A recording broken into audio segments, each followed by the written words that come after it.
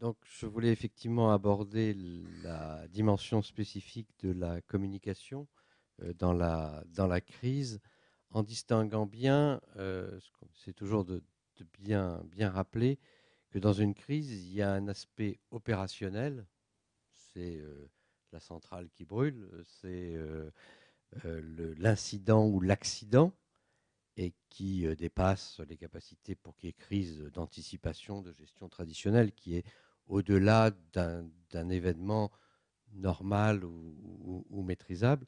Et puis, il y a l'aspect communication, c'est-à-dire la crise de communication elle-même, c'est-à-dire une exposition exceptionnelle, incontrôlée, une controverse. Tous les accidents, loin s'en faut, ne donnent pas lieu naturellement, les accidents, que ce soit des accidents techniques, que ce soit des accidents de production, même des incidents avec des produits. On parle beaucoup aujourd'hui de ces problèmes de viande, mais des retraits de produits dans les magasins sans qu'il y ait de crise médiatique. Il y en a très régulièrement, mais on n'en parle pas. Et donc, ce qui fait le point, c'est évidemment la situation dans laquelle la communication prend une importance exceptionnelle, et donc on est une communication de crise. Et donc, quand la difficulté opérationnelle tourne à la communication à la crise de communication, pardon, la gestion opérationnelle ne suffit pas, et il faut qu'il y ait également un volet communication. Alors pourquoi est-ce que certains faits prennent une importance plus grande médiatiquement que d'autres? Qu'est-ce qui fait qu'un incident, quel qu'il soit, encore une fois, il y a des multiples formes d'incidents en permanence, pourquoi dégénère-t-il en crise de communication? En général, c'est le produit d'une rencontre entre l'entreprise, ses produits, ses activités, et l'opinion publique. Et c'est souvent un croisement, comme on va le voir, entre ce qu'on appelle une rupture de sens et un enjeu de société.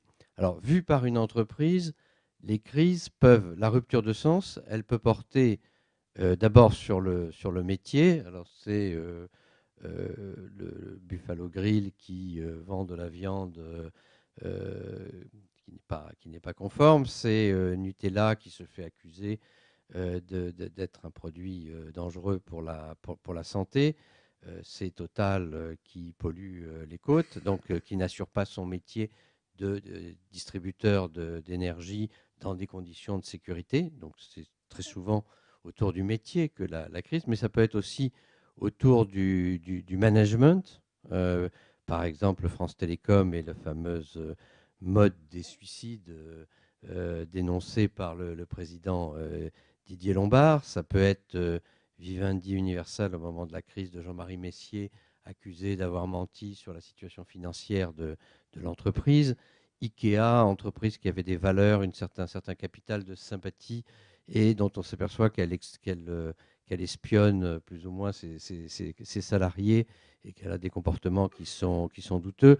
Valeo, c'était donc le directeur général ou le président qui faisait enregistrer à l'insu des membres les débats du conseil d'administration, et donc des choses qui ne sont pas conformes à ce qu'on attend d'un management. Ou alors ça peut être le problème des valeurs, c'est LVMH et les réflexions à connotation raciste de John Galliano, ou avant lui de Dior, c'était pardon, Guerlain, pardon, excusez-moi, de Guerlain. Publicis, c'était l'attribution au président d'un bonus exceptionnel de 16 millions, peu de temps après qu'il ait réclamé une limitation des hauts salaires et des mesures sur les hauts salaires.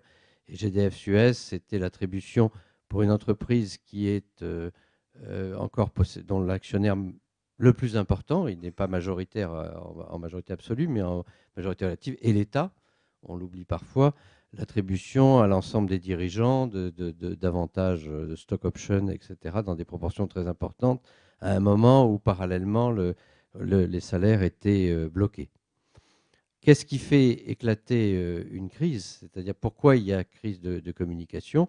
Comme on l'a dit, il y a un fait générateur, quel qu'il soit. Donc là, on avait pris des exemples, essentiellement des exemples techniques, mais ça peut être encore une fois des facteurs. Et puis, il y a un contexte porteur qui fait, et ensuite un cadre amplificateur.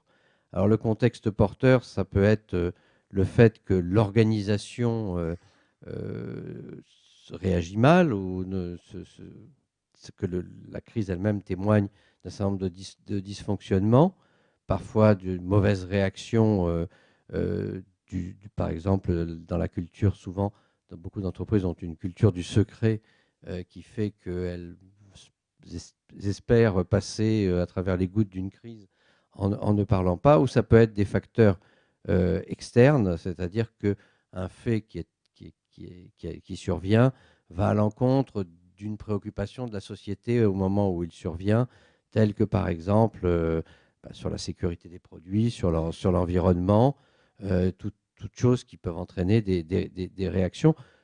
Par exemple, dans le cas qui fait polémique actuellement, personne ne s'est demandé si, pour l'instant, si la viande qui a été utilisée était bonne ou mauvaise pour la santé. Hein. Enfin, dans le débat public, dans le débat médiatique, on est sur ce qui est normal, sur l'aspect trompé. On a trompé les gens. Ceci étant, comme le faisait remarquer justement un article de presse, peut-être était-ce même meilleur pour la santé. Mais ça n'était pas évidemment. Donc c'est le point de ce qui peut faire réagir. Et puis le cadre amplificateur, bien évidemment, c'est le moment où les médias s'intéressent pour les raisons que je viens d'indiquer. Et c'est aussi, bien évidemment, le rôle d'Internet et des médias sociaux qui ont considérablement accru le potentiel de crise.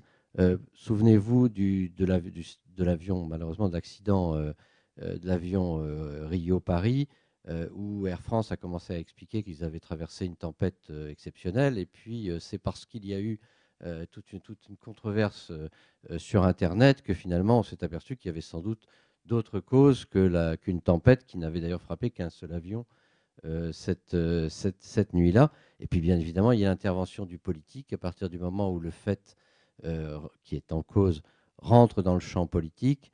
Ça devient un sujet de controverse et donc ça entraîne la crise médiatique avec des interactions qui sont aggravantes pour l'entreprise, puisque brusquement, l'entreprise devient le centre du monde.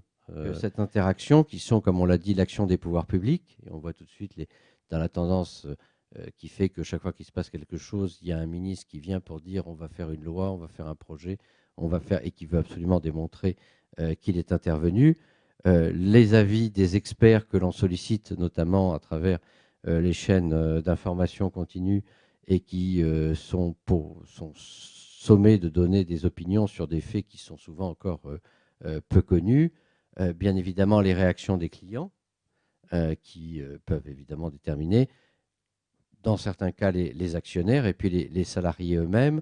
Tout ça repris, amplifié par les médias avec éventuellement des réactions de l'opinion publique. Ceci étant, quand on regarde les crises médiatiques, on s'aperçoit qu'elles ont une durée de vie relativement faible. En général, au bout de 72 heures, on passe à autre chose. Même si le fait qu'on n'en parle plus dans les 3, 4, 5 jours qui suivent ne veut pas dire qu'on ne continuera pas à en parler très, très régulièrement ultérieurement. Bon, Total ne s'est jamais tout à fait remis de point de vue de son image de l'affaire de l'Erika.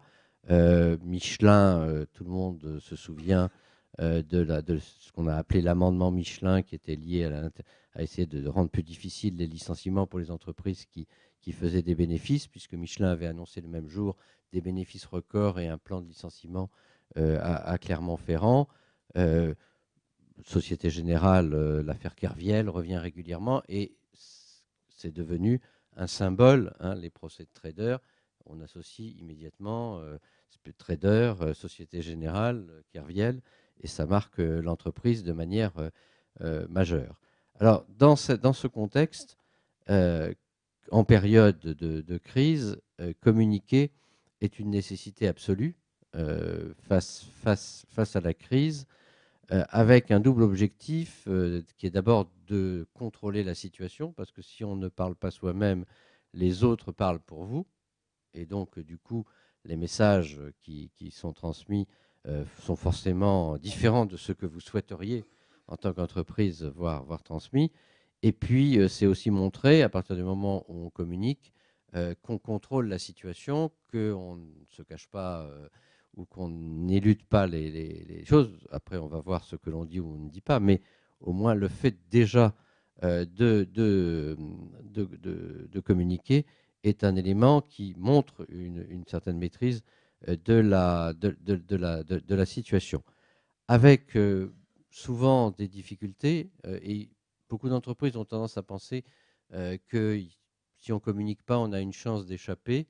L'expérience montre que c'est totalement faux. Je pourrais vous multiplier les exemples de cas où on n'a pas réussi à convaincre une entreprise de communiquer tout de suite. Résultat, elle a été obligée de communiquer après sur la base d'informations qui avaient été données par d'autres qu'elle, car penser que les choses puissent rester secrètes, c'est maintenant totalement improbable. Et de toutes les façons, les choses finissent par sortir.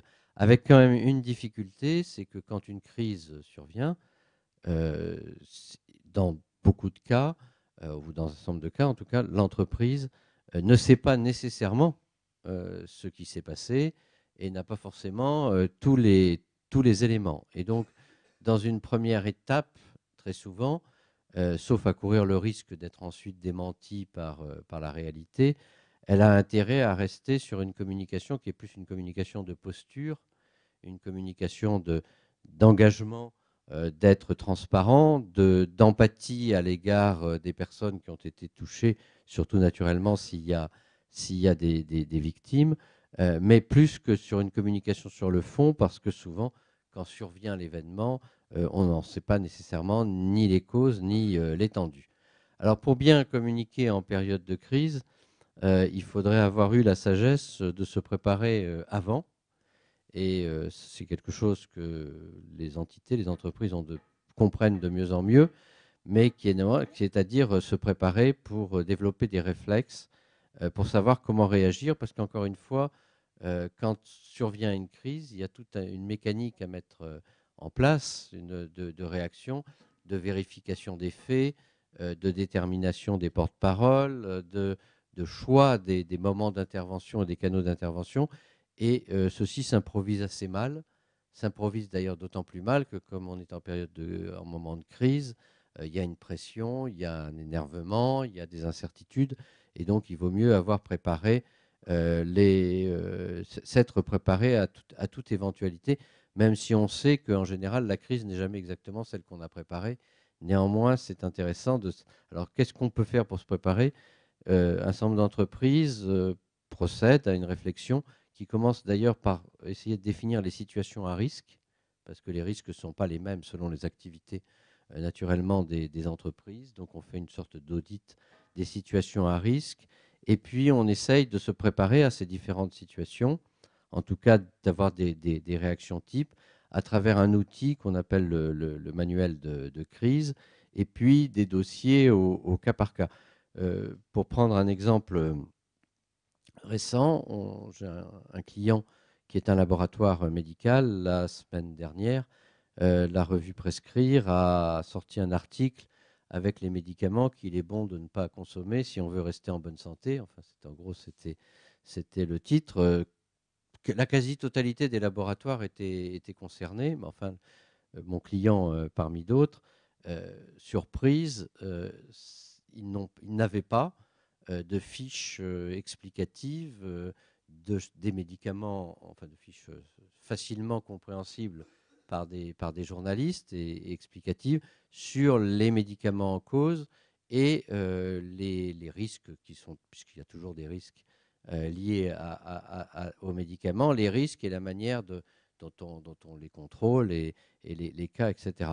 Et donc, ça veut dire que, en l'occurrence, avant de pouvoir répondre, il a fallu établir tous ces éléments.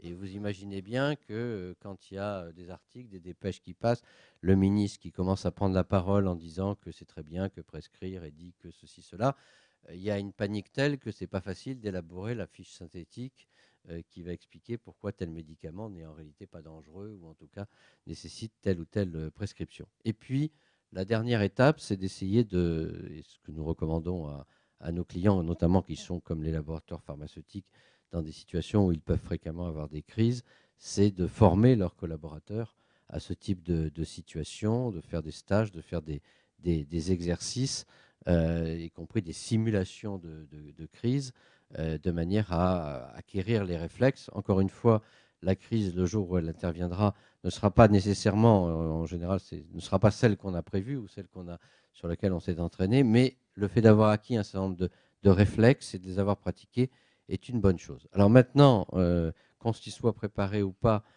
si survient la crise, la première chose à faire, c'est s'organiser. Et encore une fois, c'est très important parce que toutes les réactions doivent être contrôlées et maîtrisées. Et donc, en général, on met en place une cellule de crise, puis des circuits de diffusion de l'information montante et descendante. On met en place des systèmes de veille, alors qui en principe sont prêts, simplement on les active. Et puis à partir de là, on prépare une réaction. Il y a, quand face à une crise, en termes médiatiques, il y a 3 stratégies possibles. Le point, c'est la difficulté, c'est de ne pas passer par les 3 successivement. Donc, c'est pour ça que les premiers moments sont capitaux, parce qu'il faut déterminer sa stratégie et, si possible, essayer de s'y tenir. Alors, la première stratégie, c'est une stratégie que j'appelle de déni, mais ça ne veut pas dire que ça peut être parfaitement fondé, c'est-à-dire de nier l'existence d'une crise. Ce n'est pas parce qu'on dit que telle entreprise a tel problème que c'est vrai. Et si ce n'est pas vrai, il n'y a pas de raison que l'entreprise dise mea culpa, puisqu'elle n'a rien fait. Donc là, c'est le refus de l'idée, et avec des stratégies qui peuvent être soit de ne pas parler, en disant je n'ai pas à me justifier de quelque chose que je n'ai pas fait, soit, et on sait d'ailleurs que c'est toujours très difficile de se justifier de ce qu'on n'a pas fait, puisque par définition, il n'y a pas de trace de ce qu'on n'a pas fait, normalement. Soit une stratégie de dénégation. Alors maintenant, ce type de stratégie, il faut être sûr de pouvoir l'utiliser et la tenir jusqu'au bout, parce que évidemment, quand il y a dénégation, ça attire l'attention des journalistes, ça rend encore plus intéressant la recherche d'éléments, et donc ça entretient la controverse et ça entretient l'intérêt médiatique. Deuxième stratégie, c'est ce qu'on appelle la stratégie d'évitement ou de détournement, c'est-à-dire, c'est ce que aussi les anglo-saxons appellent souvent le spin, qui consiste à dire oui, il y a bien un problème, mais ce n'est pas dans ma cour qu'il faut regarder, c'est à côté. Bon. Donc on déplace le terrain en disant, alors ça peut être la théorie du complot, ça peut être de mettre en cause telle autre entreprise ou tel concurrent, etc. C'est parfois une stratégie extrêmement payante. J'ai dans le livre que j'ai écrit qui s'appelle Affaire de com, j'ai rappelé comment Bernard Kouchner s'était sorti des griffes de Pierre Péan, qui avait écrit un livre sur ses aventures africaines. Et Pierre Péan a commis une petite maladresse de style en accusant Kouchner, via Bernard-Henri Lévy d'ailleurs, de cosmopolitisme. Et Kouchner a fait semblant de considérer que par là même, Péan faisait preuve d'antisémitisme et a déplacé le débat, sans d'ailleurs même prononcer le mot antisémitisme, très habilement, ce qui fait que le procès s'est retourné et que c'est Péan qui a eu à se justifier de ce qu'il n'était pas antisémite et qu'on a oublié l'Afrique, les contrats avec la famille Bongo, etc., pour se concentrer sur l'antisémitisme supposé de Pierre Péan. Donc ça, c'est la stratégie de détournement qui, en l'occurrence, avait été particulièrement habile.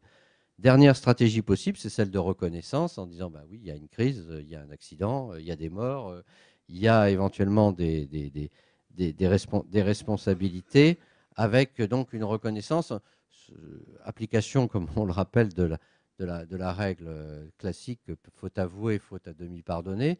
et surtout parce que ça permet immédiatement, l'entreprise ne peut pas se contenter de dire il y a eu une erreur. Il faut qu'elle explique ce qu'elle va faire pour que d'une part pour réparer les préjudices qu'elle a pu commettre, et d'autre part ce qu'elle va faire pour que de telles erreurs se reproduisent à nouveau. C'est, à mon avis, une des erreurs de la communication de la Société Générale dans l'affaire Kerviel, que d'avoir dit pendant trop longtemps, mais tout ça c'est la faute à un gangster, à un terroriste, a même dit le président de la Société, de la Société Générale. C'est un cas individuel et isolé. Et donc il n'y a rien à voir. Bon, il y a quand même 4,5 milliards de pertes. Mais si vous dites, moi banque, bah, j'ai perdu 4,5 milliards parce que il y avait quelqu'un qui manquait de scrupules dans mes effectifs et il a pu détourner 4,5 milliards, bah la prochaine fois, ça sera peut-être 9, ça sera peut-être 15. Et donc, vous ne pouvez pas vous contenter de dire, il faut dire, il y avait un problème dans nos systèmes de contrôle, ou en tout cas, on ne pensait pas que c'était possible, mais ça l'a été, donc on va faire en sorte que ça ne le soit plus. Ce que d'ailleurs la Société Générale a fini par faire, hein, puisqu'ils ont finalement d'abord remplacé toute la hiérarchie et d'autre part modifié leur système de contrôle. Mais la première réaction consistant à dire c'est le fait d'un terroriste et il n'y a rien à voir est inappropriée. Parce que vous ne pouvez pas expliquer une perte de 4,5 milliards simplement par un fait d'un individu. En tout cas, vous ne pouvez pas l'accepter et accepter cet aléa-là. Dernier point, une fois que la crise est terminée, une fois qu'on a réussi à l'apaiser, ou que simplement les médias sont passés à autre chose parce qu'il y a eu quelque chose de plus amusant, de plus intéressant, de plus spectaculaire, il faut la soigner. Et c'est souvent assez... Tout à l'heure, on disait on n'apprend rien des crises. C'est pas complètement faux, parce que moi je vois que dans les entreprises qui ont connu des crises et pour lesquelles on a travaillé, quand on leur dit bon, ben maintenant il faudrait peut-être travailler sur essayer de voir les conséquences, qu'est-ce qu'on en tire, etc. Très souvent, il y a une tentation qui consiste à dire on a assez passé de temps avec ça, c'est terminé, surtout ne m'en reparlez plus. Et c'est très difficile d'obtenir, de dire attendez, non, non, on va se poser, on va d'abord essayer de voir comment on a réagi à la crise et voir si la réaction à la crise était adaptée. Deuxièmement, on va se demander quelles ont été les conséquences de la crise sur l'image, sur la situation de l'entreprise, et éventuellement, on va prendre des mesures correctrices. Et puis, on va éventuellement faire évoluer un certain nombre d'organisations ou de modes de fonctionnement. Alors, pour terminer, en matière de communication de crise, il y a 6 règles d'or simples. La première, c'est que d'abord, il faut communiquer. C'est un impératif, hein, c'est ce qu'on a vu sur le point de départ.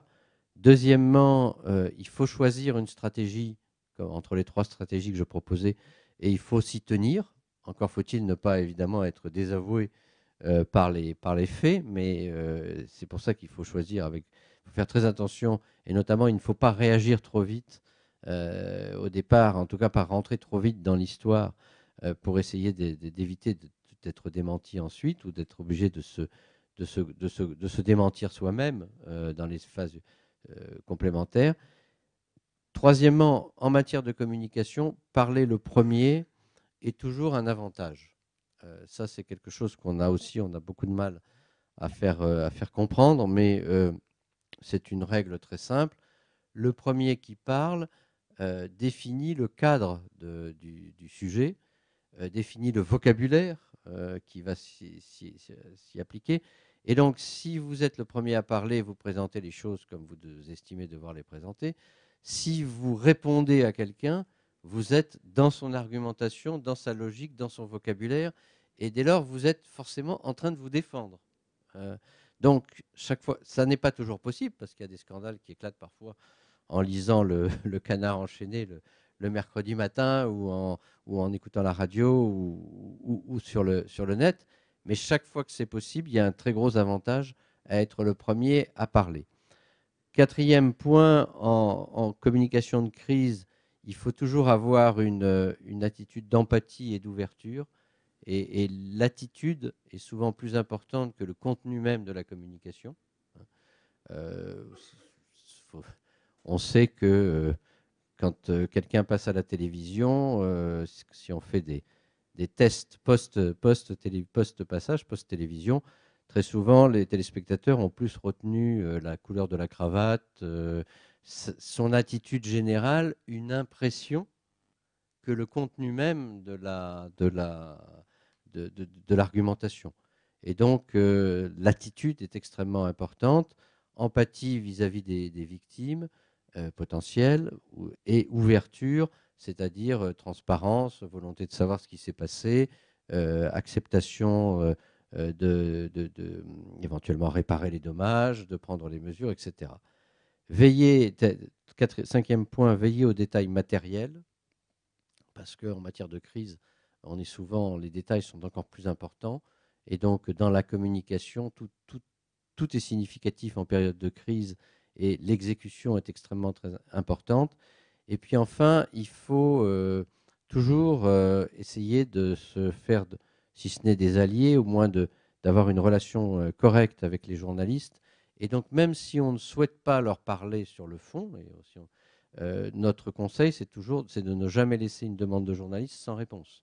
Alors, la réponse, ça peut être de leur dire, je m'en tiens au communiqué et je n'irai pas au-delà du communiqué, etc. Mais ce n'est pas la même chose de le dire oralement et de leur parler, de dialoguer, que de ne pas retourner l'appel ou de ne pas. Et donc, notamment en période de crise, c'est toujours très mauvais quand on lit la direction n'a pas souhaité s'exprimer, la direction ne nous a pas retourné notre appel, etc. Parce que ça crée presque déjà une suspicion de culpabilité, hein, ou une suspicion de responsabilité, et une certaine suspicion.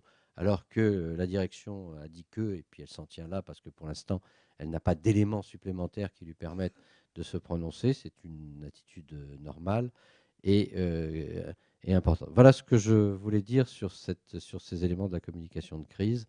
Bon, je reste évidemment à votre disposition pour plus de questions ou pour en parler.